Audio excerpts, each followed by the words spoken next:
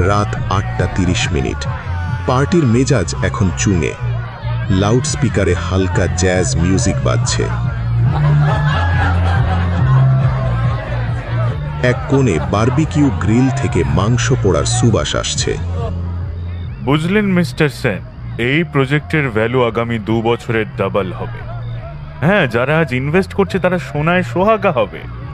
আপনার ভিশনটা কিন্তু মানতেই হচ্ছে অরিন্দম বাবু। আর এই শুভ্র ছেলেটা, ওফ, জাস্ট ব্রিলিয়েন্ট ছেলে। ওর ডিজাইন করাই ওপেন এরিয়া লাউঞ্জটা জাস্ট পারফেক্ট। একটু দূরে সোমা আর বিকাশের মধ্যে একটা মৃদু খুনসুটি চলছে। আচ্ছা বিকাশ দা, আজ পার্টিতে এসেও কি ফাইলপত্রের কথা ভাববে?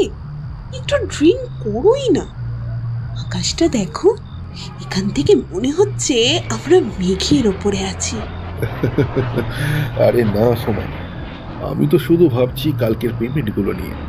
তবে হ্যাঁ, জায়গাটা সত্যি রোম্যান্টিক। শুভ্রর রুচি আছে বলতেই হবে। আচ্ছা, শুভ্রদা কোথায়? ওকে তো কিছুক্ষণ আগে দেখলাম ডেকোরেশন টিমের সাথে কথা বলছে। শুভ্রকে একটু আগে তো দেখলাম ইলেকট্রিক্যাল প্যানেলের দিকে যেতে। বোধহয় চেক করছিল লোড ঠিক আছে কিনা। ওনা বড্ড বেশি খুঁতখুঁতে, জানো তো। সায়ন্তনী, আরে তুমি তো দেখছো বেশ সেজেছ আজ। রোহিতদার নজর কিন্তু তোমার উপরেই আছে। কি যে বলেন নন্দিনীদি, রোহিতদা তো সবসময় রাগি রাগি মুখ করেই থাকেন। রোহিত আর বিক্রম তখন ছাদের এক কোণে বসে গভীর মদ পান করছে। বিক্রমের কথা জড়িয়ে আসছে। বুঝলে রোহিত, এই 25 তলায় দাঁড়িয়ে আমার আজ মনে হচ্ছে আমরাই ভগবান।